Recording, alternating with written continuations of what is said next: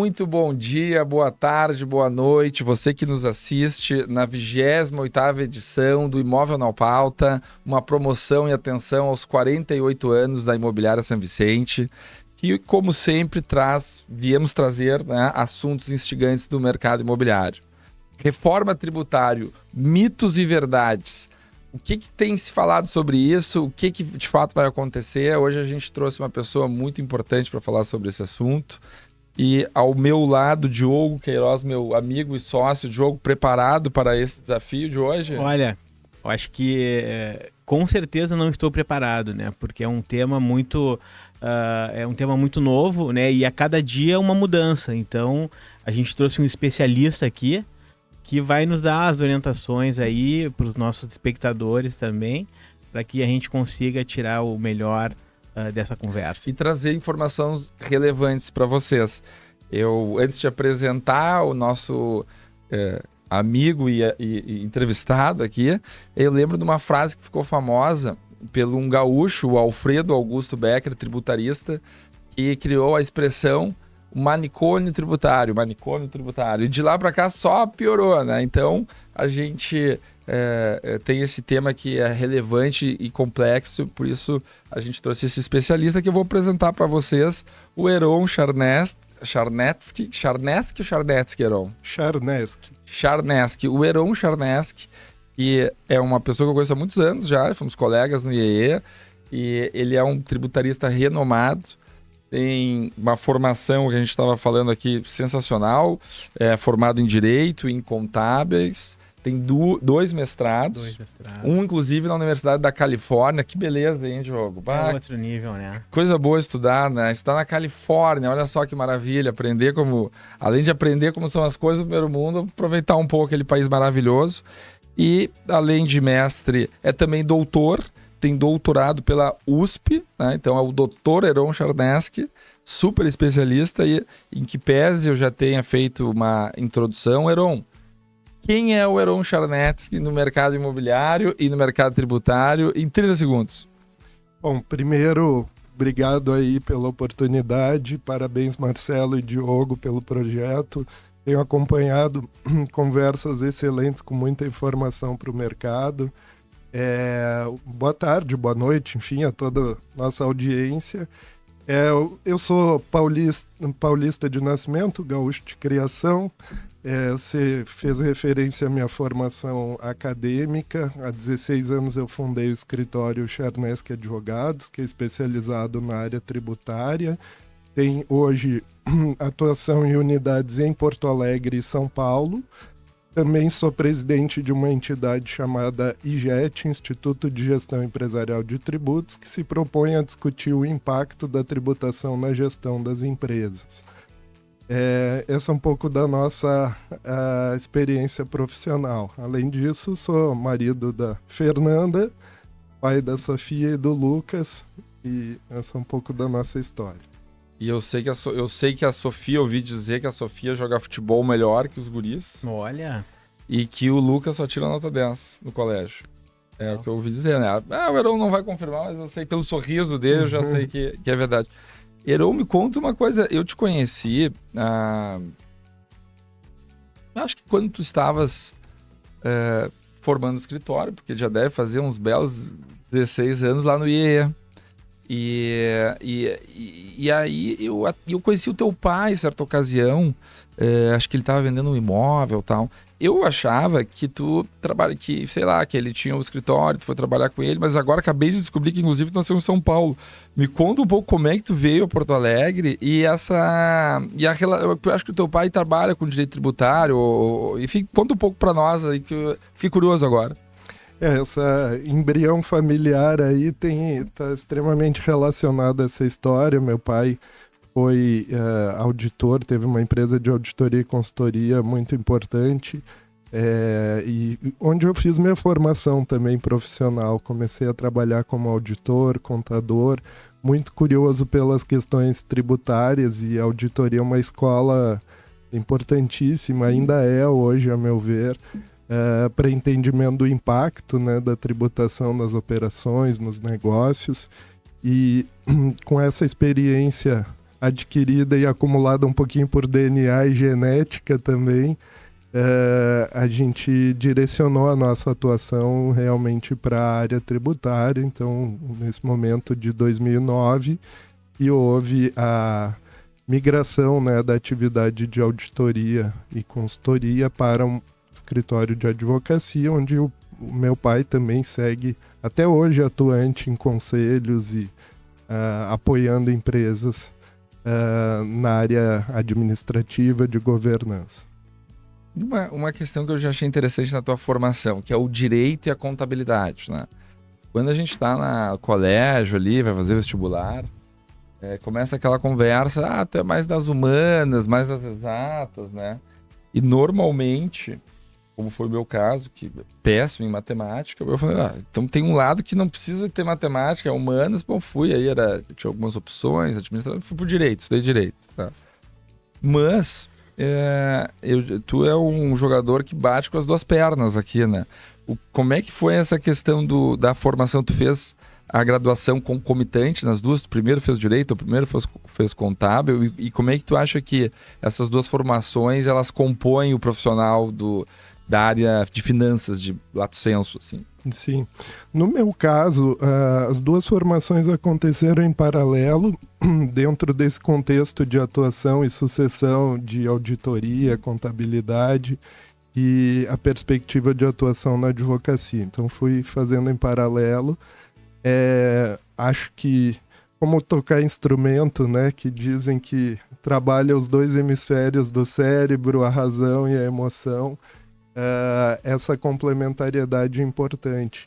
Hoje nós estamos num mundo aí que, com a própria complexidade das situações profissionais, empresariais, as competências técnicas parecem não ser suficientes, né? Então, a formação multidisciplinar, que é uma coisa que os renascentistas já tinham, né? Se a gente lembrar Da Vinci, as pessoas que transitavam entre filosofia, ciência, arte, matemática, porque é a redescoberta das relações e a capacidade de transitar num mundo extremamente dinâmico, complexo, global. Então eu acredito muito que, evidentemente, respeitadas as especificidades de cada área, você é um advogado, você está focado na sua atividade jurídica, né? Mas o conhecimento e o trânsito em áreas relacionadas, eu acho uma tendência hoje praticamente inevitável. Uhum. Jogão, tu também tem um trânsito de direito, contábil, tu é advogado, contador e auditor também, além de corretor, né? E meu sócio.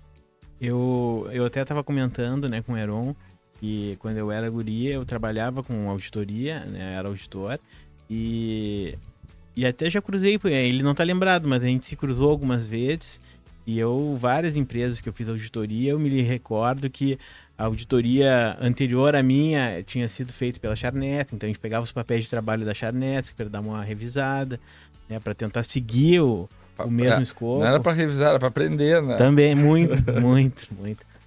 E essa questão também das duas formações bem distintas, assim, eu me lembro que eu fiz primeiro contábil e depois direito.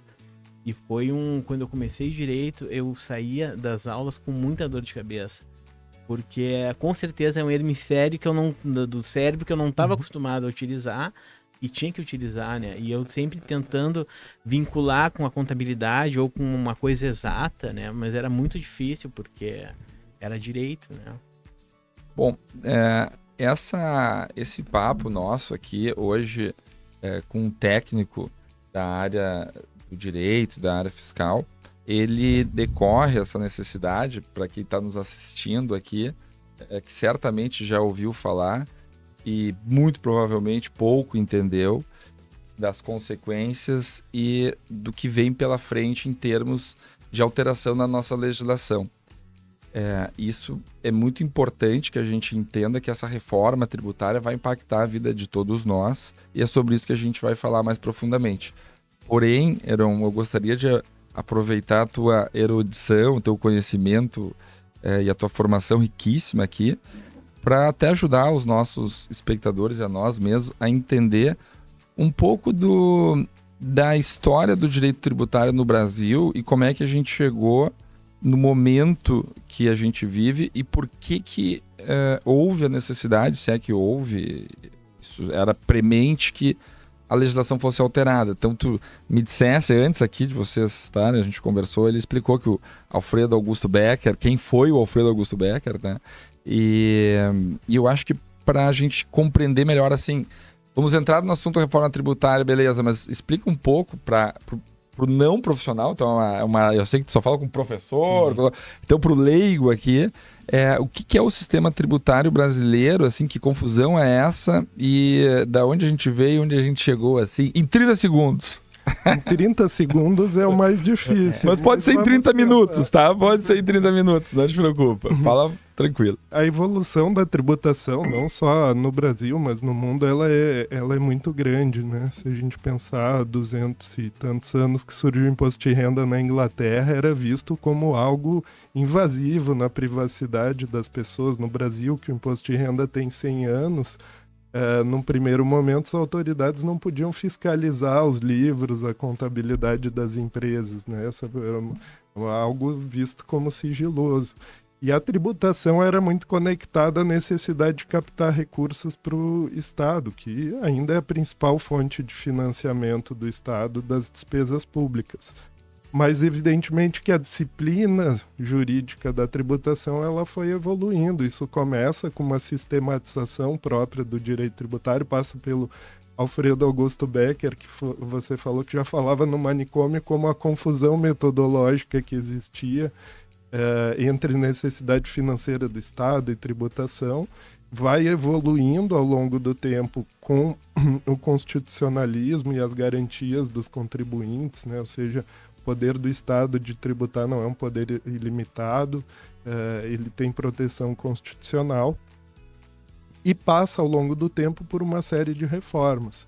E talvez a que nós estamos... Talvez não, eu diria que a que estamos vivendo hoje é sim a principal reforma dos últimos 5 anos, o principal momento de mudanças na tributação nos últimos 50 anos, no Brasil, especificamente, que tem uma legislação, especialmente na tributação do consumo, antiquíssima, mas na tributação da renda também, o Brasil se inserindo nas cadeias globais de fornecimento, ele também passa a observar regras de tributação que são aplicáveis no resto do mundo, na legislação de preço de transferência de receitas e custos entre multinacionais, tributação mínima, hoje é um tema mundial, o Brasil também fez um movimento nesse sentido. Então nós estamos assim, passando por um período de sairmos de um modelo e irmos para outro que ainda não conhecemos totalmente, mas numa direção, sem dúvida, de modernização. Pois,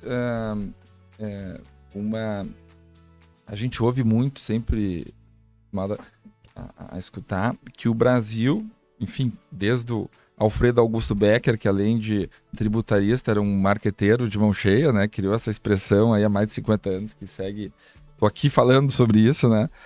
Mas a gente sempre ouve que o Brasil é pouco eficiente no seu sistema tributário.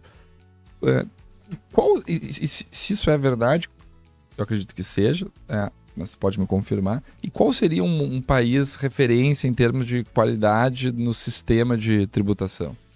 Se é que existe alguém assim? Algum país? Se diz que o sistema brasileiro ele não é complexo, ele é caótico, né? E existem algumas causas específicas do nosso país para isso dentro de um processo evolutivo. Quer dizer, nós temos estados e municípios com competência para regular a tributação de determinados impostos, estados ICMS, os municípios o imposto sobre serviços. E como são 27 estados, 5.000 e tantos municípios, cada um tem uma lei própria. Como as operações se estendem fora do território de um e de outro, isso gera a chamada guerra fiscal. Então, nós temos aí uma das causas, né? Outra causa são tributos com características muito diferentes entre si, que não privilegiam a tributação do valor agregado. Então, essas são causas aí dos problemas que a gente tem, que todo mundo identifica o país, o Brasil, como um dos mais ineficientes em termos de tributação, né? O número de horas gastas, para simplesmente se saber quanto se deve pagar de tributos, dúvidas na interpretação da legislação. Aliás, uma pesquisa que fizemos no IGET, junto a várias empresas relevantes no âmbito nacional, perguntou qual era o principal desafio para as empresas, que em última análise são quem gerencia, né, essa arrecadação, essas apurações. Quais eram os principais desafios hoje? E a resposta que ganhou assim disparadamente foi complexidade na interpretação, na aplicação da legislação. Ou seja, a dificuldade de saber efetivamente o que é devido, o que se deve pagar. À frente até de alguns outros assuntos como, que também são importantes, alta carga tributária, falta de profissionais especializados, concorrência desleal. Esses também são problemas do nosso sistema. Mas a complexidade brasileira, que alguns chamam de caos, né, ou de manicômio, não é... essa é uma característica nossa. O que não quer dizer que também o assunto tributário seja sempre simples. Em outros lugares ele também não é. O código de leis do imposto de renda nos Estados Unidos é muito mais extenso e cheio de regras que o nosso. Então, o número de artigos que tratam de tributação de regras não necessariamente é um fator que traz segurança jurídica e diminui a complexidade. A complexidade existe, mas se a gente pensar nos Estados Unidos, dificilmente alguém diria que não existe segurança jurídica na tributação muito maior do que em outros países, mesmo com um número de regras maior de imposto de renda. Mas eu acho que no Brasil o nosso problema principal está, e quem sabe estava, né, porque nós estamos mudando, exatamente na tributação do consumo. Então, aproveitando, né, essa tua deixa, Heron, sobre a reforma tributária. Então, ela realmente veio para simplificar? Isso é um mito ou é uma verdade? Para responder essa pergunta, Diogo, eu até queria lembrar de uma frase que ficou muito famosa de um jornalista americano, Mencken, que já é falecido, mas ele dizia que para todo problema complexo existe uma resposta simples, elegante e completamente errada. Então não é simples também acreditar que o sistema tributário tenha esse objetivo apenas. Eu dou um exemplo sempre, que você mora num prédio, num condomínio que tem que dividir a cota do condomínio pelo número de unidades. A forma mais simples de se fazer isso é dividir a conta do condomínio pelo número de unidades, certo? Mas algum vizinho mais atento vai lembrar que aquele vizinho que mora na cobertura e ocupa uma área muito maior deveria pagar mais por ser mais justo. Então o cálculo da divisão das cotas condominiais se torna mais complexo porque ele não é feito mais em número de unidades, em si em razão da área útil das unidades. Então, a dificuldade do sistema tributário é ter que lidar com simplificação, facilitar a vida dos contribuintes, mas também ser justo, mas também ser eficiente, ou na expressão de um francês que dizia tirar as penas do ganso com o mínimo de gritos, né, desse animal. Então, esse é um desafio que se coloca. Nós precisamos, sim, simplificar, e vamos simplificar em termos de layout de sistema tributário, porque hoje, Diogo e Marcelo, para você vender uma mercadoria e saber qual é a tributação, uma empresa precisa saber onde essa mercadoria foi fabricada, se tem conteúdo importado ou não, qual a classificação fiscal na tabela do imposto de produtos industrializados, ela precisa saber onde está o cliente, em qual estado, se esse cliente é consumidor final ou ele é contribuinte também do ICMS, tudo isso para saber qual regra aplicar na venda dessa mercadoria. Com a mudança da reforma para tributação no destino, eu só preciso saber onde está o meu consumidor. Em tese, isso vai definir a alíquota e eu vou aplicar. Então, se eu estou vendendo em Porto Alegre ou em São Paulo para Manaus, eu só preciso saber quanto é a alíquota para o cliente em Manaus. Isso é uma simplificação importante em termos de layout. Em vez de eu trabalhar tanto para atender as regras do governo, eu vou trabalhar mais para atender o meu cliente, o que deveria ser o foco do sistema tributário, né? Em outra medida, a gente tem hoje um sistema cumulativo em grande medida. O que isso quer dizer? Cada etapa da cadeia produtiva vai agregando custos, agregando valor, e o tributo para o consumidor deveria corresponder àquele valor lá da última saída, quando ele vai na loja, quando ele consome os serviços. Mas para que isso aconteça, tem que ter uma sistemática de devoluções e abatimentos ao longo da cadeia, em que cada etapa abata o valor que já foi recolhido nas etapas anteriores. E isso hoje não funciona assim, porque para ICMS o abatimento segue uma regra, para o IPI segue outra, para o PIS e COFINS segue outra completamente diferente. Então nós vamos ter uma unificação da legislação e, nesse sentido, vai tudo aquilo, em tese, né, em regra, tudo aquilo que gerou imposto na etapa anterior da cadeia vai gerar para o adquirente crédito, com algumas exceções lá de bens de uso e consumo pessoal, o aluguel do carro que é usado pelo diretor. Então, tem algumas, mas em tese eu vou comprar a empresa esse copo, essa xícara aqui, o imposto que está embutido nela, a empresa vai abater do seu recolhimento futuro. Isso tudo vai simplificar em termos de apuração. Nós vamos ter, por outro lado, outras situações mais desafiadoras para controlar. Primeiro, nós vamos ter um período de transição de 7 anos. Então, esse sistema tributário novo só vai existir completamente com a substituição dos tributos atuais pelos novos em 2033. Até lá tem um faseamento e começa em 2026 com uma fase de testes, onde o destaque desses novos impostos em notas fiscais vai ter mais o sentido de informação, mas as empresas já vão ser obrigadas a emitir notas com destaque dos novos impostos, inclusive as imobiliárias. E essa notícia é bem importante, porque está levando a necessidade de adaptação de sistemas, de emissão de notas, muitas vezes empresas que não emitem notas hoje, e que a partir de 5 de janeiro de 2026 suas operações já devem sair sob pena de penalidades, inclusive de trancar as operações, que é até mais importante. Mas a partir de 27, então troca o PIS e COFINS, sai, entra a CBS, aí o IBS, que é o Imposto sobre Bens e Serviços, que vai substituir o ICMS e o ISS, que hoje são dos estados e municípios, ele vai entrando gradativamente até 2033.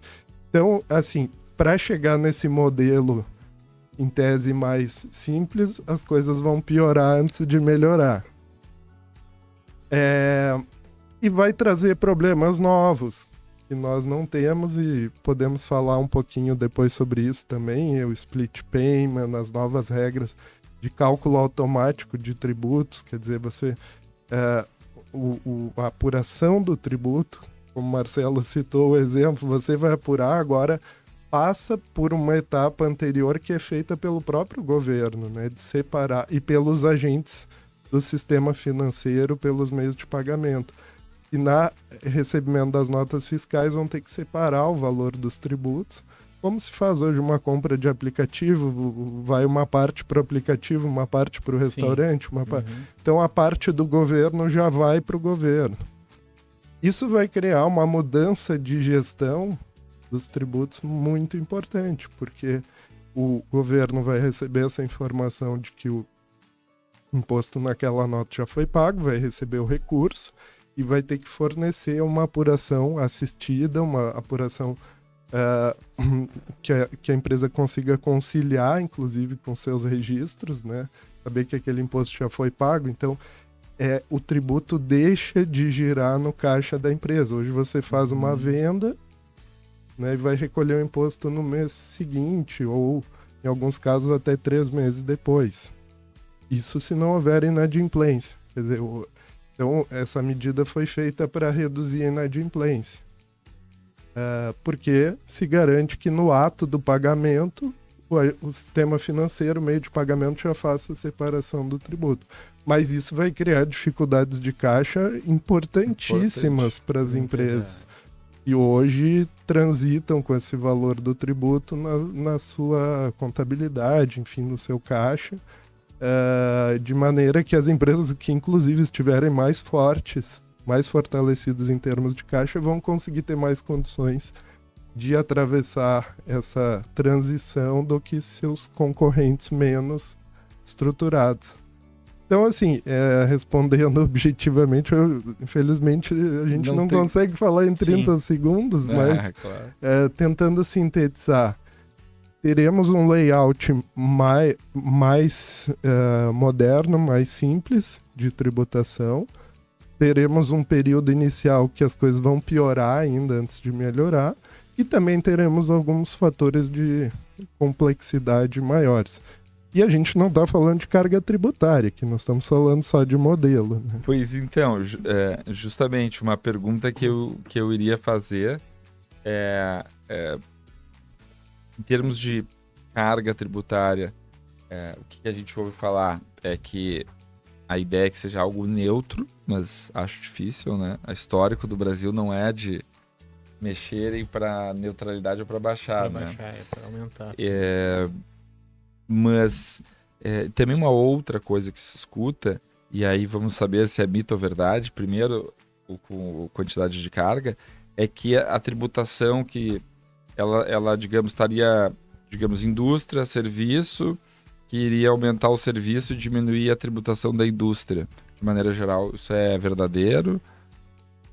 Uma ótima pergunta. E assim como a gente falou da simplificação, a neutralidade absoluta é um mito. Porque neutralidade só existiria se não houvesse tributos, né? Se os preços pudessem ser negociados livremente no mercado sem serem afetados por essa variável. Então, toda vez que se introduz um tributo ou se modifica uma tributação, nesse sentido tem um rompimento com a neutralidade, porque a acomodação de preços, as linhas, né, quem estuda economia aí de oferta, demanda, elasticidade, ela se altera também, dependendo dos mercados. Então não existe uma neutralidade nesse sentido. Então em que sentido que a gente tem que falar em neutralidade? Primeiro é a neutralidade do ponto de vista de alocação dos fatores de produção. Quer dizer, o que isso significa? Hoje, com a cobrança dos tributos na origem, então importa mais onde está a minha fábrica, onde está o meu estabelecimento prestador de serviço, do que onde está o meu cliente. Isso fez a chamada guerra fiscal, né, com que muitas empresas saíssem de alguns lugares teoricamente mais próximos do seu mercado consumidor para locais que ofereciam uma tributação menor, tanto na área comercial, indústria e serviços. Mas existe também um outro sentido que é o mais importante da neutralidade, que é o tributo não deve criar distorções na concorrência. Ele deve garantir a igualdade de condições de concorrência no mercado. Como é que isso se daria? Se a gente tivesse um modelo IVA, que é o Imposto sobre Valor Agregado, né, que tem em outros países mais ideal, mais neutro, ele teria uma alíquota só. 20%, 25%, não sei. Aí é um problema de carga tributária. De maneira que algumas pessoas reclamam, eu vou cortar o cabelo e vou pagar 25% de imposto, que é o mesmo valor que eu vou pagar no imposto do carro. Sim, mas eu compro o carro uma vez, né? Tem um valor maior. E o cabelo eu corto todo mês. Ou, enfim, eu ainda corto, né? Daqui a pouco. O Diogo Eu não tem já não. cortado muito, né, Diogo? Não tem Com o contribuído. sistema tributário, o cabelo vai cair também. Né? Mas, então a gente precisaria ter um regime para ter essa neutralidade que tivesse menos exceções. E aí essa é a crítica que deve ser feita à tramitação da reforma no Brasil, que os setores mais ou menos organizados foi uma espécie de corrida ao pote para todos defenderem, em parte com razão, porque existem situações mais essenciais na questão da saúde, da alimentação, que às vezes dificultam o acesso das pessoas a uma carga tributária maior. Mas isso levado ao extremo gera uma corrida ao pote que todo mundo quer ser beneficiado. E eu não estou dizendo que não seja justo, né? Pelo contrário, a área imobiliária, por exemplo, tem características de produção de mais longo prazo do que o varejo, Sim. por exemplo. Então ela buscou e recebeu, né, reduções de alíquotas. Mas vários setores foram inseridos e hoje se discute se Botox é medicamento, né? Então esse tipo de discussão nós vamos começar a ter. Por quê? Porque foram criados vários regimes diferenciados. Em parte, isso rompe com aquele ideal de neutralidade que garantiria uma igualdade de condições de competição. Quer dizer, o que faz parte da cesta básica? A gente teve um caso há algum tempo no escritório que era discutir se o pão industrializado deveria ter a mesma tributação do pão francês. O que mais pesa na alimentação do brasileiro? Quer dizer, o que é mais essencial em termos de redução da carga? Essa discussão não termina nunca, né? Então, Sim. se a gente vai abrindo exceções, daqui a pouco não se tem neutralidade nenhuma. Mas a neutralidade do ponto de vista da produção, acho que essa foi em parte atendida, por exatamente a questão da tributação do destino. Então, não faz mais sentido a empresa ir para o estado A, B ou C só por causa da tributação, não. Ela vai ter que repensar a sua cadeia logística, onde está o seu mercado consumidor, isso vai ser mais importante, o que parece que está dentro de um objetivo aí de se olhar menos para o imposto e mais para o mercado. Né? Agora tem esse problema das exceções. As indústrias no Brasil, elas serão beneficiadas de uma eventual menor carga ou uma menor complexidade? É verdade ou é só um mito que o setor industrial vai ser beneficiado de certa forma ao custo do setor de serviços? Mas daí, aí seria assim essa diferença em termos de valor final do imposto? Se é possível dizer isso ou se é tudo tão confuso, são tantas as exceções que simplesmente é impossível dizer. E do ponto de vista de simplificação para uma indústria que apura pelo lucro real, por exemplo, isso, pelo menos isso dá para dizer que vai acontecer, ou tu diria que é arriscado cravar assim, qualquer coisa nesse sentido? Vai acontecer, Marcelo. Eu até não diria benefício, tá? Eu diria que vai haver, sim, uma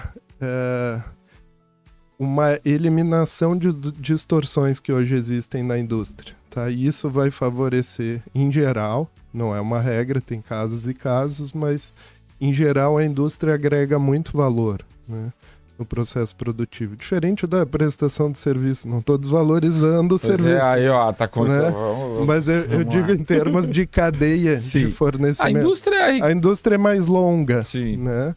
Então ela vai agregando valor nas suas etapas. E como a gente hoje tem uma tributação muito picotada nas cadeias, né? São regras diferentes para ICMS, para ISS, PIS/COFINS. Então tudo aquilo que se agrega, inclusive em termos de tributação, não chega como um benefício na redução na ponta para o consumidor. Com esse sistema mais unificado, mais harmônico, ou seja, tudo aquilo que entrou com tributação abate do que sair em cada etapa, a tendência é que o produto industrializado chegue no final no consumidor com uma carga menor até do que tem hoje. O benefício que tem, eu acho que até numa certa simplificação. Mas a indústria também, claro, vai ter que lidar com outros problemas, como esse do split payment, que eu falei, quer dizer, o ciclo financeiro numa indústria, né, entre contas a receber, contas a pagar, às vezes pagam com mais prazo, recebem menos, e aí o impacto da tributação nesses custos vai ser um desafio para as indústrias, né? Mas acho que é uma tendência aí sim de que a industrialização, o setor que tem sido muito afetado no Brasil, né, tem sido muito prejudicado, ele tenha aí alguns ganhos com essa mudança. E aí, claro, tá vindo outras coisas que a gente nem vai poder falar, o imposto seletivo, chamado imposto do pecado, para alguns produtos que são supostamente mais danosos ao meio ambiente, à saúde das pessoas, enfim, vai ter uma tributação adicional sobre isso. Mas pensando assim em modelo, de novo, acho que sim, existe isso. E o setor de serviços, que conta, sim, hoje com algumas reduções de carga, até porque o imposto dos municípios sobre serviços é de 5%, no máximo, de 2% a 5%. Esse vai ser incrementado com o IBS, né? Porque a gente pode ter aí CBS e IBS, que são os novos tributos, o IVA dual. Eles podem chegar a uma alíquota final de 28%, 29%. Então, se não tiver nas reduções, que é o caso do setor imobiliário, alguns setores de serviço vão, principalmente aqueles que vendem para consumidor final, né? Aqueles serviços B2B prestados para empresas, a indústria, pela recuperação do crédito, esse repasse acontece na cadeia, mas quando se presta o serviço para o consumidor final, aí o consumidor final pode arcar.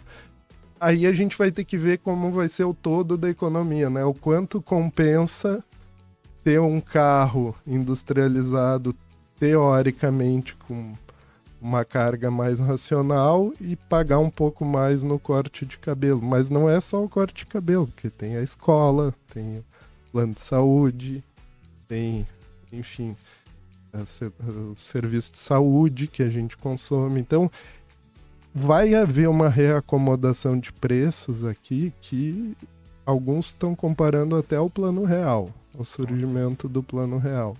Um desafio tão grande, até algumas pressões inflacionárias em algum setor. Então, vamos ver como é que vai ficar isso no final, né? Mas bem desafiador. Então, Heron, agora focando no mercado imobiliário, né? Quais são, no teu entendimento, assim, as macro mudanças, modificações no sistema tributário para o mercado imobiliário? Primeiro, acho que é um mito, Diogo, assim, de que sempre vai haver um aumento de carga tributária. Não é necessariamente o que vai acontecer. Para as incorporações, acho que tem uma preocupação, sim. Mas vamos começar falando na situação de compra e venda e locação de imóveis entre pessoas físicas, pessoas físicas que têm imóveis para renda, ou holdings, né? Muitas delas foram criadas. Eu não vou entrar aqui no mérito de se vai ter, vale a pena, por que vale a pena. Vamos falar só da parte tributária, tá, né? Para facilitar. Isso. Então vamos pensar o seguinte, Diogo, você comprou em 2022, 2024, 4 imóveis, tá? Para formação de patrimônio. Exemplo hipotético, estou usando o teu nome aqui. Mas você tinha a intenção de manter esses imóveis ao longo do tempo, e no momento que vendesse, tem uma tributação de imposto de renda sobre o ganho de capital, né? O lucro na venda é tributado na pessoa física, 15% a 22,5% as alíquotas conforme o valor. O que vai acontecer se você decidir vender esses imóveis em 2027? Quando o novo sistema, o novo IVA, né, que nós falamos, IBS, a CBS primeiro, que é a contribuição da União sobre Bens e Serviços, já vai estar em vigor, e a IBS, que é o Imposto dos Estados e Municípios, vai entrando aos pouquinhos até 2033. Você vai ter que recolher esses novos tributos. Você, pessoa física, que não sabia que não precisava se preocupar com PIS e COFINS, com ICMS, com ISS, você foi convidado a recolher contribuições sobre essa operação de venda e o novo imposto sobre bens e serviços. Como é que vai ser essa carga tributária? Isso eu estou falando dos 4 imóveis porque é uma situação de pessoa física que realizou a venda de mais de 4 imóveis, o que torna ela contribuinte dos novos tributos. Essa é a regra da lei. Quem tem menos imóveis na pessoa física não está sujeito a isso. Então você vai apurar o valor da venda dos imóveis. Digamos que você vendeu os 4 imóveis por 2 milhões, eles foram adquiridos por 1 milhão, os 4. Aí tem alguns redutores, ITBI, tem um redutor social de 100 mil por imóvel. Digamos que o seu custo ajustado deu lá 1 milhão e 200. Então, sobre esses 800 mil, você vai contribuir com a CBS e IBS. Quais vão ser as alíquotas? As alíquotas básicas da CBS e do IBS ainda não foram definidas, né? As alíquotas de referência. Informações aí oficiais ou extraoficiais estão falando em 28%, 29%. Isso ainda vai ser definido, mas vamos usar hipoteticamente os 28%, tá? De alíquota somada do IBS e CBS. O IBS é só completo em 2033, em 27 nós vamos ter só a CBS ainda. A lei dá uma redução de alíquota de 50% para venda de imóveis. Então, aqueles 28 potenciais em 2033 vão virar 14 em 27. E como não vai ter a CBS ainda, eu até trouxe aqui um quadro. Em 2027 é 4,75%, mais ou menos 4,5% sobre esse lucro. Então, você, pessoa física que só pagava o imposto de renda, só pagaria o imposto de renda na venda, passa a ter que pagar esses 4,5%, 4 alguma coisa, em 27 sobre essa operação de venda. E lá em 2033, se acontecer essa venda, vai ser maior, né? Aí isso chega a 14,20, né? Se a gente reduzir os 50%. Bom, então essa é uma novidade. A outra é para as locações, também a pessoa física que loca imóveis. Pessoa física que loca mais de 13 imóveis por ano, cuja receita de locação anual supera R$240 mil. Ou menos de 13 imóveis, mas tem mais de 288 mil, esse é o valor atualizado, em receita anual de locação, também passa a contribuir com a CBS e IBS sobre a locação, a receita de locação desses imóveis na pessoa física. Isso não mudou nada em relação ao imposto de renda, que ela continua pagando.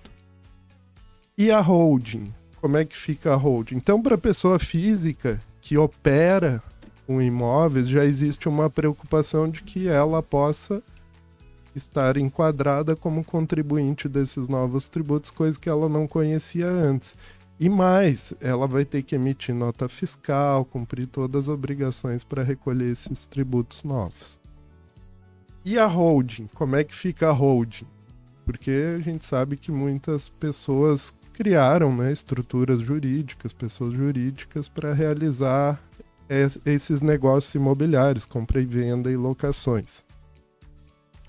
Hoje na holding, que tenha por objeto a atividade imobiliária, ela tem lá muitas vezes o regime do lucro presumido para o imposto de renda e recolhe, em vez de recolher o imposto de renda sobre o lucro da empresa, recolhe sobre um pedaço desse lucro, né, que é o chamado lucro presumido. E o PIS e COFINS, que são as contribuições hoje existentes sobre a receita, representam aí somados 3,65% sobre essa receita. Com o encerramento do PIS e COFINS, a partir de 2027, essas holdings estarão sujeitas a CBS e IBS, tanto na venda quanto nas locações. Então vamos imaginar uma situação em que o Marcelo formou a sua holding com 6 imóveis, por exemplo, ou 4 imóveis, e eles representam uma alocação, vou colocar um número aí, R$50 mil por mês. Tá? E aí independe se essa empresa já vai ser contribuinte da CBS e IBS. Como é que vai ser tributado esse aluguel? Hoje ele 50 mil paga 13,65 de PIS e COFINS por mês. Com a saída do PIS e COFINS, entra a CBS e a IBS com redução de 70% na alíquota de referência. Tá? Então nós podemos ter em 2027 2,85. Olha que interessante, em 2027, nesse momento de transição que não tem IBS, é até menor que o PIS e COFINS na locação. No final, em 2033, em que a alíquota somada do IBS e CBS supostamente em 28%, você vai ter uma redução de 70%, vai chegar a uma alíquota de 8,5%. Então, em 2033, aqueles aluguéis que pagavam PIS e COFINS de 13,65 estarão com uma tributação de 8% a 9% na pessoa jurídica,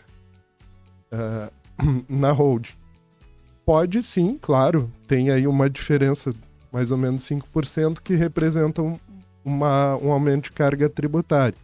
Mas, por outro lado, essa holding do Marcelo vai poder tomar créditos do IBS e CBS sobre os seus gastos. Então, se ele gastou com a manutenção, com reformas do imóvel, se tem outras despesas ligadas à atividade imobiliária, consultores, advogados vão dar créditos, passam a ser efetivamente investimentos, eventualmente. Tudo isso vai diminuir essa alíquota efetiva final, né? Porque vai ter crédito sobre as despesas. Então, assim, se a gente pensar só nesse exemplo, nesse modelo que eu aqui criei essa historinha, o que vai acontecer? Num primeiro ano tem até uma redução da carga tributária. No final pode ter um aumento, mas tem os créditos. Então, isso tudo vai ter que ser simulado, calculado. Olhar cada contrato de aluguel, né? Esse é o diagnóstico que tem que ser feito, que é a nossa recomendação, inclusive. Olhe sua carteira de imóveis, olhe os seus contratos de locação, quando que eles foram firmados, até quando eles vão vigorar, qual a sua intenção como locador em relação a manter esses imóveis para aluguel ou não. O que diz o contrato sobre o repasse de tributos pro locatário, porque existem locatários que são pessoas físicas. Ok, essa pessoa física vai suportar esse acréscimo desses tributos, ou o locatário é pessoa jurídica e às vezes até hoje toma créditos sobre os aluguéis que ele paga, crédito de PIS e COFINS. Ele vai perder créditos eventualmente, o locatário, pessoa jurídica. Hoje o PIS e COFINS para grandes empresas, ele dá um crédito de 9,25% sobre os aluguéis pagos. Quer dizer, se a empresa locadora está pagando 2%, 3% e não nesse novo regime, esse locatário vai deixar de tomar crédito de 9,25% e vai passar a tomar crédito de 2%, 3%. O locatário vai ter uma perda. Então, esse contrato vai ter que ser renegociado, provavelmente, com os locatários, pessoas jurídicas. Então, a recomendação aqui, eu criei esses exemplos aqui muito simplificados, mas para ilustrar que, primeiro, não existe um aumento automático de carga tributária. Segundo, é importante fazer um diagnóstico da situação de cada aluguel, de cada operação imobiliária, para ver não só o impacto da nova carga, mas o impacto nos contratos existentes.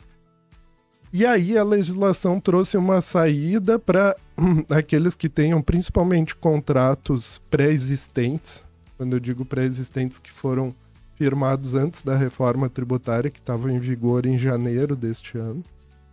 Esses contratos, caso eles tenham prazo de duração que entre nesse período da reforma, eles vão poder optar por um regime de transição, garantindo que a carga tributária fique sempre em 3,65%, que é o PIS e COFINS hoje existente. O que precisa fazer para garantir essa tributação? Registrar esses contratos em cartório até 31 de dezembro de 2025. E aí, com esse registro, desde que o contrato seja anterior a janeiro de 25, eles garantem a continuidade da tributação de 13,65. Mas isso é bom. Eu não vi ainda um caso que manter os 13,65 seja bom, porque os contratos muitas vezes são por prazo indeterminado ou por prazo de duração de 3 ou 4 anos. Então, se a gente pensar um contrato de locação de 3 anos, foi feito em janeiro de 25, em janeiro de 28, o regime, a alíquota da CBS vai ser menor que os 13,65. O problema são aqueles contratos de locação que vão durar 5, 10 anos e vão entrar lá em 2033 com a tributação cheia do novo IVA. Esses contratos possivelmente tenham interesse de avaliar a opção pelo regime de transição e manter os 13,65. Só que tem alguns detalhes. Ao fazer essa opção pelos 13,65, a empresa não vai descontar créditos, não vai aplicar redutores, outros benefícios que tem no regime novo. Então, na verdade, isso tem que se fazer contas para ver se vale a pena mesmo migrar para o regime de transição. Então, tentando traduzir assim em exemplos um pouco do impacto sobre compra e venda e locações, vai haver uma mudança na carga tributária. Não necessariamente, principalmente a curto prazo, isso significa um impacto maior. Mas tem que se avaliar.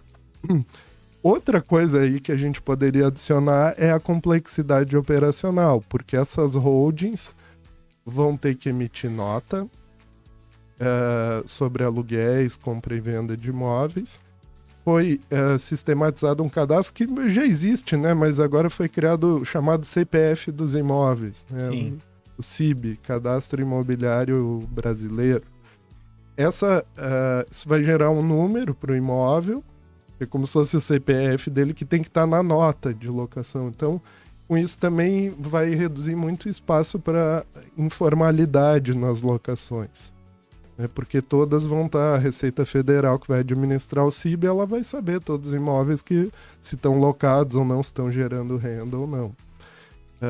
Então, junto com a avaliação da carga tributária, as pessoas que investem em imóveis vão precisar olhar também para essa adaptação, essa adequação em termos de sistema, de conversar com seus contadores, de emissão de notas e tudo mais. Queria aproveitar, tu me comentaste no início da conversa aqui, que o teu escritório tem um serviço que faz esse diagnóstico, né?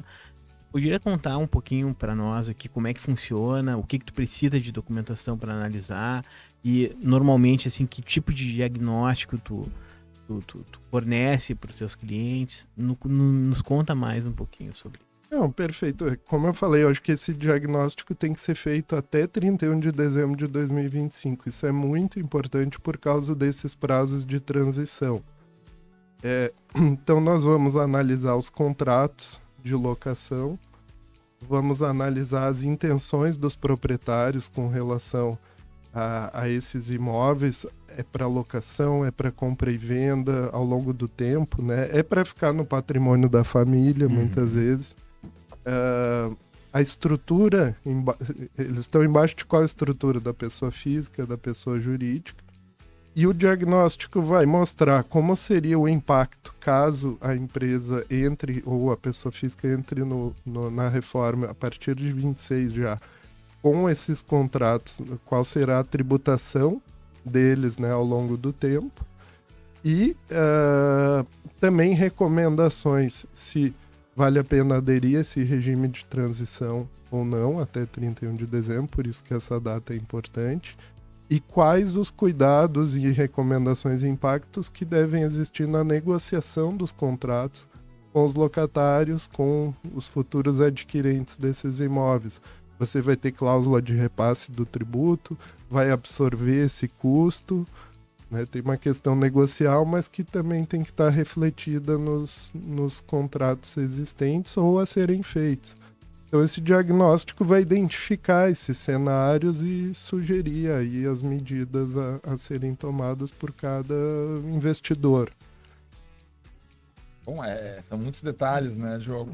Heron, me diga uma coisa, assim, pelo que eu entendi, aqui, a gente tem contratos, clientes, que são esses de 30 meses, né, que tu dissesse, que essa possibilidade de optar por um outro sistema, ela é válida desde que o contrato seja anterior a janeiro de 2025 e pelo prazo determinado do contrato. Depois que passar a vigir por prazo indeterminado, aí não tem mais a opcionalidade, seria isso? Isso. Bom, então diria que aqueles que talvez não devam deixar de consultar ou o Heron, ou o seu advogado, o seu contador, enfim, quem tem que fazer conta, são, me parece, aqueles clientes que possuem contratos longos, né? A gente tem clientes, por exemplo, que tem contratos com supermercados, né? Que são obras grandes, contratos longos, né? Ou seja, um contrato que vai ter prazo determinado para depois de 2033. Essa turma tem que fazer conta, necessariamente. Sem dúvida. E mesmo aqueles que não tiverem contratos longos, mas que tenham contratos que vão vencer em 26 ou 27, tem que entender o impacto para os seus locatários. Porque pode ser que exista uma chamada dos próprios locatários, um shopping, por exemplo, que tem dezenas, centenas de contratos de aluguel. Como que ele vai receber esse eventual aumento ou até mudança de carga tributária, né? Então isso vai exigir também um posicionamento do locador, saber esse impacto até para poder discutir com seus locatários essa situação. E, Heron, aproveitando, tá? Quais são as mudanças para incorporação e dividendos? Tá. Diogo, assim, nós falamos de compra e venda e aluguel. Incorporação e construção também, mas vamos pensar nos incorporadores, né, que constroem para venda. Eles hoje têm um regime simplificado e com uma carga tributária normalmente 4% nos RETs, né, regime especial de tributação. Pode ser de 1% em imóveis de interesse social. Então é uma maneira mais fácil de calcular o tributo e também com uma alíquota mais baixa em relação ao que pode vir a ocorrer, né, com a reforma tributária. Por quê? Como a gente falou nas vendas de imóveis, aquela alíquota de 28% vai ter uma redução para 14%. Né? Mas ainda assim, 14% versus 4%, já é um aumento de 10%. E além disso, o imposto de renda, pessoa jurídica, né, das incorporadoras, que hoje é absorvido dentro dos 4% do RET, vai ser recolhido, mesmo que no regime do lucro presumido, vai ter aí uns 4%, 5% a mais do imposto de renda e da contribuição social. Então nós estamos falando potencialmente a partir de 29%, 30%, em 20% de alíquota contra 4% de hoje.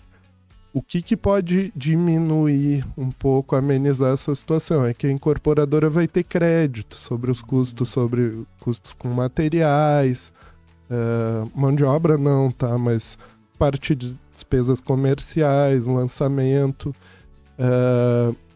vamos ver que esses 14%, 18% a mais vão ter uma redução por causa dos créditos, mas ainda assim parece que tem uma bomba relógio preparada aí que vai onerar sim. Então aquilo que eu falei sobre compra e venda e locações não necessariamente teriam um impacto, para as incorporações é um pouquinho diferente, tá? Acho que vai ter que ter uma atenção nas projeções, inclusive de VGV, que já estão sendo feitas. E tem também um regime de transição, ou seja, incorporações registradas até 2028. Isso vai levar uma corrida também por lançamentos e registros, possivelmente por esse fator. Elas vão ter um regime ainda de transição mais benéfico, tá? Mas a partir de 2029 esse impacto vai ser sentido. Então, incorporações é um tema que preocupa pelo custo dos imóveis. Quanto aos dividendos, no Brasil, desde 96, optou por um sistema que tributa os lucros das empresas dentro das empresas, né? Pagamento de imposto nas empresas, e quando esses lucros sobem para o sócio, eles são isentos de tributação na pessoa do sócio, acionista, enfim. Hoje nós estamos falando aqui, início de outubro, foi aprovada na Câmara dos Deputados por unanimidade um projeto do governo, que agora vai para o Senado, e que impõe a tributação das pessoas físicas de altas rendas em relação a lucros e dividendos. O que o legislador considera como altas rendas? Acima de R$600 mil por ano, a pessoa física está sujeita a uma tributação adicional de imposto de renda sobre os lucros e dividendos que receber de pessoas jurídicas, né? Como é que vai ser essa tributação? Ela vai de 1% a 10%. A partir de 1.200.000 de renda, ela chega em 10%. E é um imposto adicional sobre aquilo que a empresa recolhe. Então, digamos que um sócio de uma empresa recebeu, sei lá, 1.500.000, né? Sobre esse delta entre 1.500.000 e 600.000, 900.000, ele teria uma tributação de 10%. Que é algo que não existia. Esse projeto tem que ser ainda aprovado no Senado, mas a perspectiva política, como já foi aprovado por unanimidade na Câmara, é que seja confirmado, e aí isso passa a vigorar em janeiro de 2026. E como é que fica a transição? Então esse também é outro ponto para que as empresas, principalmente do setor imobiliário, que trabalham muito com SPEs, SCPs, avaliem até 31 de dezembro de 2025 que existe a possibilidade de declararem, destinarem lucros e dividendos aos sócios e acionistas gerados até o final desse ano de 25, sem que os sócios e acionistas sofram essa tributação. E para isso a lei deu um prazo de até 3 anos para a empresa pagar esses dividendos. Então tem que olhar a situação de eventualmente lucros acumulados e lucros gerados até o final desse ano, porque vai haver essa possibilidade de antecipar a distribuição para que o sócio acionista não tenha esse ônus adicional a partir de 26. O que no caso das SPEs e SCPs também não é tão evidente, porque o ciclo de produção do imóvel não necessariamente garante que as receitas e os lucros já estejam contabilizados esse ano. Aí talvez não tenha muito o que fazer. Em relação à pessoa física, se for um sócio pessoa jurídica que vai receber esses lucros, aí não tem tributação, mas aí também quando chegar na física tem que ver como é que fica. Mas é um tema que surgiu aí nesses últimos dias, que se somou junto à nossa reforma que a gente vinha falando até aqui, e que é outro assunto que as pessoas vão ter que olhar com cuidado esse final de ano. Então vamos ter um Réveillon aí com muitas planilhas, cálculos e planejamentos. Bom, o Heron e a Fernanda são meus vizinhos na praia, então eu já não vou bater para comer um churrasco lá, porque tu provavelmente vai estar trabalhando na semana do Ano Novo. Mas, Heron, eu gostaria de te agradecer muito a tua presença aqui. a gente poderia falar por mais horas, né, Diogão? Facilmente.